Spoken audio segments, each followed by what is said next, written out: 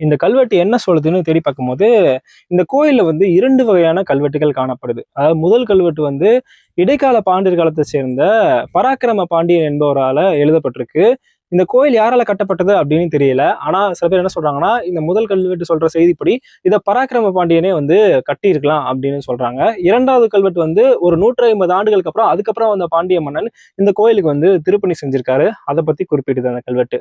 கோயில் வந்து அமைப்புல சின்ன கோயில் தான். ஆனா இந்த கிராமத்துல இப்படி ஒரு நுணுக்கமான கோயிலை பாண்டியர்கள் வந்து அப்பவே கட்டியிருக்காங்க. கிட்டத்தட்ட இந்த கோயில் வந்து ஒரு 900 வருஷம் பழமையானதுன்னு சொல்றாங்க. ஸோ 900 வருஷத்துக்கு முன்னாடியே இவ்வளவு நுணுக்கமா கோயிலை வந்து கட்டியிருக்காங்கன்றது வியப்பாவே இருக்கு.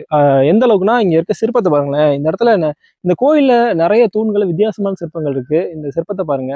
இது சிவன் கோயிலா இருக்கலாம்னு சொன்னேன்ல, இங்க பாருங்க சிவனோட லிங்கம் இருக்குது. அந்த லிங்கத்துக்கு குரங்கு வந்து பூஜை பண்ற மாதிரி, அது என்ன தெரியல, மாலை போடுதா இல்ல பூஜை பண்ணதா தெரியல, குரங்கு வந்து சிவலிங்கத்துக்கு பூஜை பண்ற மாதிரி இதை வந்து கட்டியிருக்காங்க. ஸோ ரொம்பவே டீட்டெயிலிங் இருக்கு இந்த சிற்பங்கள்ல. இதெல்லாமே வந்து பார்க்க முடியல, நிறைய இடங்கள்ல பார்க்க முடியாத அளவுக்கு முள் புதர் வந்து மண்டி கிடக்குது. 2 பாண்டிய மன்னர்கள் வந்து இந்த கல்வெட்டுல வந்து குறிப்பிடப்பட்டிருக்காங்க.